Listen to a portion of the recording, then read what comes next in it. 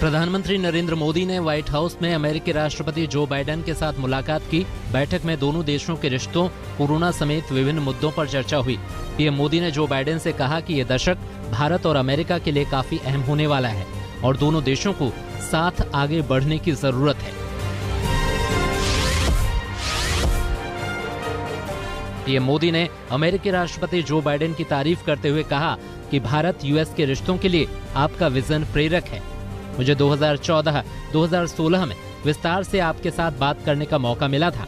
PM Modi ने कहा कि हम इस सदी के तीसरे दशक की शुरुआत में मिल रहे हैं। आपका नेतृत्व निश्चित रूप से इस दशक को आकार देने में महत्वपूर्ण भूमिका निभाएगा।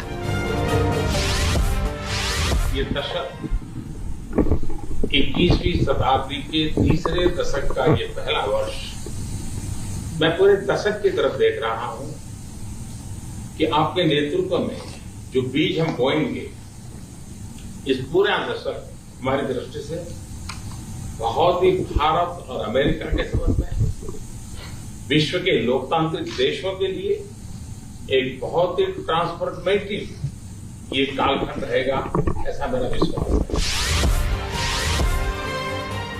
भारत और अमेरिका के बीच हुई द्विपक्षीय बातचीत के दौरान महात्मा गांधी का भी जिक्र हुआ।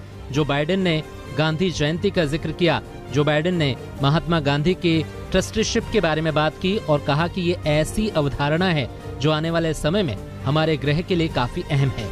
वहीं पीएम मोदी ने कहा कि महात्मा गांधी हमेशा इस बात की वकालत करते थे कि इस प्लेनेट के हम ट्रस्टी हैं। ये ट्रस्टीशिप की भावना भी भारत और अमेरिका के बीच के संबंधों में बहुत अहमियत रखेगी। महात्मा गांधी ट्रस्टीशिप की बात करते थे। ये दशक उस ट्रस्टीशिप के लिए भी बहुत महत्वपूर्ण है। महात्मा गांधी हमेशा इस बात की वकालत करते थे कि प्लेनेट के हम ट्रस्टी हैं और हमने हमारी आने वाली पीढ़ियों को एक ट्रस्टी के रूप में ये प्लेनेट को हमने सुपुर्द करना होगा। और ये ट्रस्टीशिप की भावना भी भारत और अमेरिका के बीच के संबंधों में एक बहुत अहमियत रखी जाए और महात्मा गांधी के आदर्शों की पूर्ति के लिए ट्रस्टीशिप का सिद्धांत जो प्लेनेट के लिए हर नागरिक की जिम्मेवारी विश्व के लिए बनती जा रही है। अमेरिकी राष्ट्रपति जो बाइडेन ने पीएम मोदी से मुलाकात के दौरान कहा कि मुझे लंबे समय से विश्वास है कि अमेरिका भारत के बीच के संबंध हमें कई वैश्विक चुनौतियों का समाधान करने में मदद कर सकते हैं। वास्तव में 2006 में जब मैं उपराष्ट्रपति था, मैंने कहा था कि 2020 तक भारत और अमेरिका दुनिया के सबसे करीबी देशों में होंगे।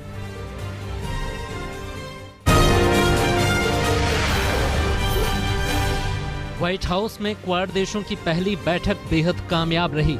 भारत, अमेरिका, ऑस्ट्रेलिया और जापान ने इंडो पैसिफिक क्षेत्र में आपसी सहयोग, समृद्धि और शक्ति संतुलन को लेकर चर्चा की।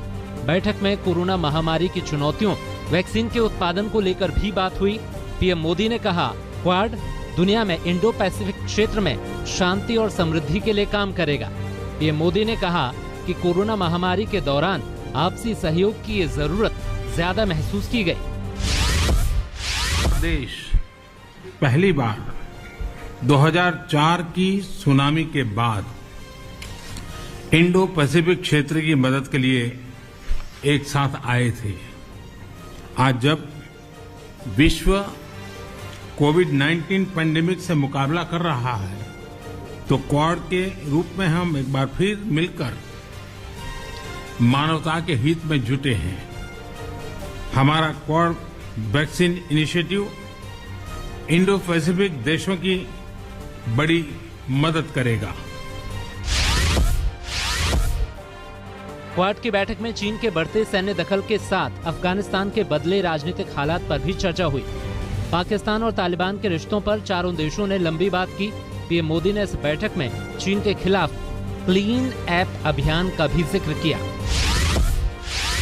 क्वाड देशों के एक साथ आने से चीन बौखला गया है। चीन की तरफ से जारी किए गए बयान में कहा गया है कि क्वाड की कोई प्रासंगिकता नहीं और समय के साथ ऐसे गुट खुद ही खत्म हो जाते हैं। चीन ने कहा कि ये समय किसी के खिलाफ गुटबाजी करने का नहीं है, इसलिए क्वाड को किसी का समर्थन नहीं मिलेगा। संयुक्त राष्ट्र महासभा में पाकिस्तान ने एक बार फिर कश्मीर राग अलापा और भारत के खिलाफ झूठे आरोप लगाए।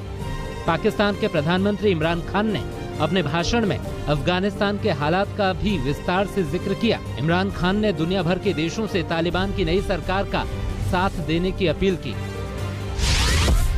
Pakistan desires peace with India as with all its neighbors. But sustainable peace in South Asia is contingent upon resolution of the Jammu and Kashmir dispute in accordance with the relevant United Nations Security Council resolutions and the wishes of the Kashmiri people. Last February, we reaffirmed the 2003 ceasefire understanding along the line of control. The hope was that it would lead to a rethink of the strategy in Delhi.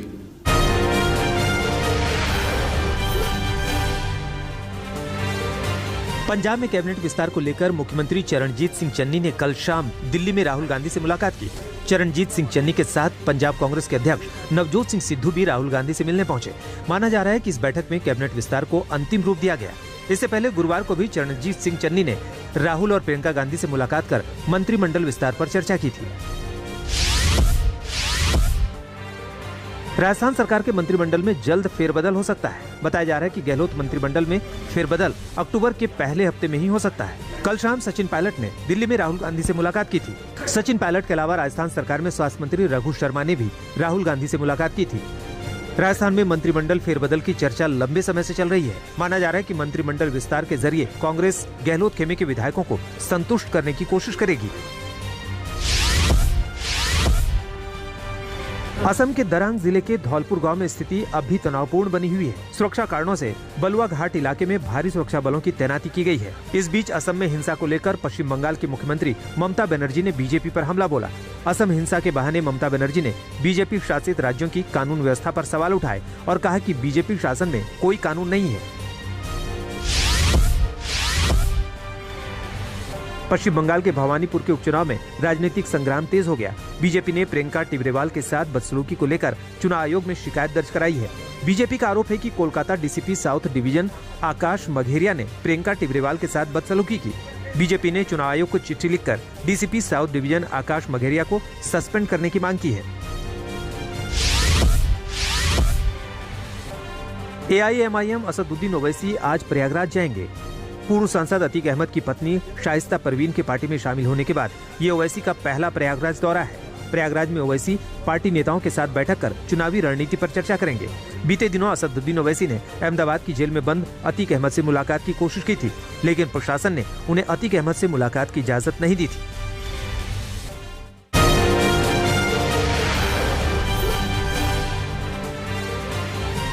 Uttar Pradesh के प्रयागराज में अखाड़ा परिषद के अध्यक्ष महंत नरेंद्र गिरी की मौत के मामले में CBI ने FIR दर्ज कर ली है। इस मामले में सीबीआई ने प्रयागराज में दर्ज हुई FIR को ही तहरीर बनाया है। ये FIR अमन गिरी पवन महाराज ने दर्ज कराई थी। अखाड़ा परिषद के अध्यक्ष महंत नरेंद्र गिरी की संदिग्ध हालत में हुई मौत की गुत्थी को सुलझाने के लिए सीबीआई महंत से जुड़े 16 किरदारों की कुंडली खंगालने में जुट गई है। इनमें महंत के कथित उत्तराधिकारी बलवीर गिरी से लेकर उनके शिष्य आनंद गिरी तक का नाम शामिल है। साथ ही पुलिस के कुछ अफसर और कुछ नेता भी सीबीआई की जांच सूची में हैं। यूपीएससी ने सिविल सर्विसेज 2020 का रिजल्ट जारी कर दिया है। परीक्षा में 761 उम्मीदवार पास हुए हैं, जिनमें 545 पुरुष और 216 महिला शामिल हैं। सामान्य वर्ग से 263, आर्थिक पिछड़ा वर्ग से 86, अन्य पिछड़ा वर्ग से 229, अनुसूचित जाति से 122, अनुसूचित जनजाति के 61 कैंडिडेट ने परीक्षा पास की है। IIT बॉम्बे से बीटेक बिहार के शुभम ने टॉप किया है। वहीं भोपाल में पढ़ाई करने वाली जागृति अवस्थी ने दूसरा स्थान पाया है। महाराष्ट्र में 4 अक्टूबर से स्कूल खोलने का फैसला किया गया है। कोरोना नियमों का पालन करते हुए राज्य भर में स्कूल शुरू होंगे। मुख्यमंत्री उद्धव ठाकरे ने इस प्रस्ताव पर मंजूरी दे दी है। वहीं कर्नाटक में पूरी क्षमता के साथ 1 अक्टूबर से सिनेमा हॉल खोलने का फैसला किया गया है। भारतीय वायुसेना को 56 नए ट्रांसपोर्ट एयरक्राफ्ट मिलने का रास्ता साफ हो गया है। रक्षा मंत्रालय ने Spanish company Airbus defence space के साथ एक समझौता तय किया है, जो भारतीय वायुसेना के लिए इन एयरक्राफ्ट का निर्माण करेगा। 56 में से 40 एयरक्राफ्ट का प्रोडक्शन प्राइवेट कंपनी से ही किया जाएगा, जो मेड इन इंडिया को बढ़ावा देगा। इस डील के तहत वायुसेना को C295 एयरक्राफ्ट मिलेंगे, जो अभी वायुसेना के एवरो एयरक्राफ्ट से बदला जाएगा।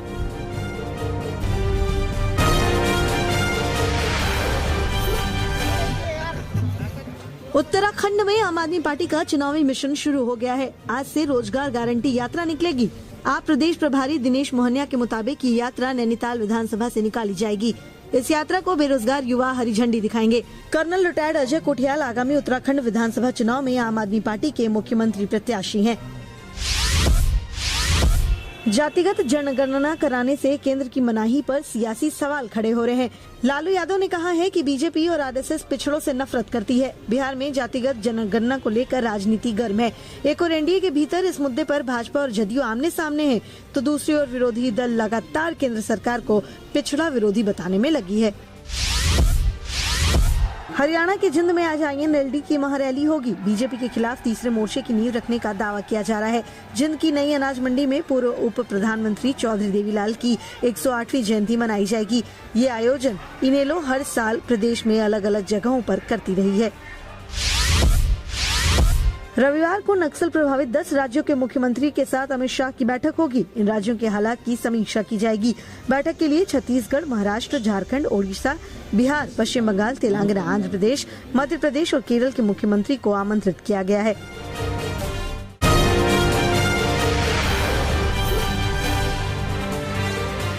दिल्ली के रोहिणी कोर्ट में भयानक शूटआउट की तस्वीरें सामने आई हैं। तस्वीरों में देखा जा सकता है कि किस कदर कोर्ट में गोलीबारी हो रही है। ये गोलीबारी टिल्लू गैंग के 2 बदमाश और पुलिस के बीच हो रही है। इस गोलीकांड में बदमाशों ने जितेंद्र गोगी की गोली मारकर हत्या कर दी, जबकि मुठभेड़ में पुलिस ने दोनों बदमाशों को मार गिराया। गोलीकांड की तस्वीरें देखकर अंदाजा लगाया जा सकता है कि ये किस कदर भयानक है। गोलीकांड कोर्ट नंबर 206 में हुआ। बताया जा रहा है कि गैंगस्टर जितेंद्र गोगी को शुक्रवार को दोपहर करीब 12 बजे पेशी के लिए लाया गया था। टिल्लू गैंग के दोनों बदमाश पहले से ही कोर्ट में मौजूद थे। दोनों बदमाश वकील के भेष में कोर्ट में घुसे थे। जैसे ही जितेंद्र गोगी पेशी के लिए खड़ा हुआ, बदमाशों ने ताबड़तोड़ फायरिंग शुरू कर दी और जज गगनदीप सिंह के सामने ही उन्होंने गोगी को 3 गोलियां मारी। गोगी को अस्पताल ले जाया गया, मगर गोगी ने दम तोड़ दिया। जानकारी के मुताबिक गुरुवार को दोपहर करीब 12:30 बजे टिल्लू गैंग के राहुल और मोरिश उर्फ मोरेश्वर वकील के कपड़े पहनकर कोर्ट में दाखिल हुए थे। गेट नंबर 4 से वकील की ड्रेस में होने के चलते चेकिंग नहीं होती। पहले भी कोर्ट की सिक्योरिटी की रेकी कर चुके थे। दोनों शूटर्स ने लिफ्ट की बजाय सीढ़ियों का इस्तेमाल किया और कोर्ट में पहुंचे। राहुल बागपत का रहने वाला था और उस पर 50,000 का इनाम था। दूसरा हमलावर बक्करवाला दिल्ली का रहने वाला था। इस केस में joint CP northern range SS Yadav मामले की तफ्तीश कर जल्द रिपोर्ट सौंपेंगे।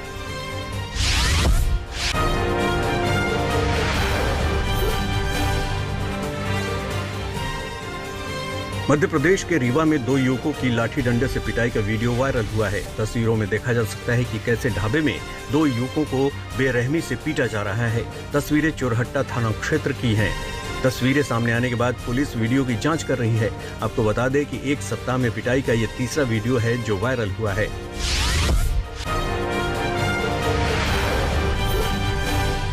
अमेरिकी विदेश मंत्री एंटनी ब्लिंकन ने तालिबान को मान्यता देने से साफ किया इनकार। कहा, तालिबान के कामकाज और उसके रवैये से तय होंगे अंतर्राष्ट्रीय समुदाय के साथ उसके रिश्ते। ये दुनिया पर एहसान नहीं होगा, बल्कि सुरक्षित अफगानिस्तान और राजनीतिक स्थिरता के लिए ऐसा करना जरूरी। चीन के विदेश मंत्रालय ने हांगकांग मसले पर अमेरिकी हस्तक्षेप से जुड़े सबूत किए जारी। हांगकांग से जुड़े विधेयकों में अमेरिका की दखलंदाजी को बताया चीन के आंतरिक मामलों में दखल देने जैसा। मैक्सिको सीमा पार कर रियो ग्रांडे नदी से रात के अंधेरे में सैकड़ों की संख्या में शरणार्थी पहुंचे अमेरिका। मैक्सिको पुलिस के पहुंचने के बाद कई लोग नदी और पुलिस के बीच फंसे, कई सीमा पार करने में रहे सफल। स्पेन में अलग कैटेलोनिया की मांग करने वालों ने अपने नेता कार्ल्स पुigdemont के पक्ष में इटली के सार्डिनिया के कोर्ट के बाहर किया विरोध प्रदर्शन।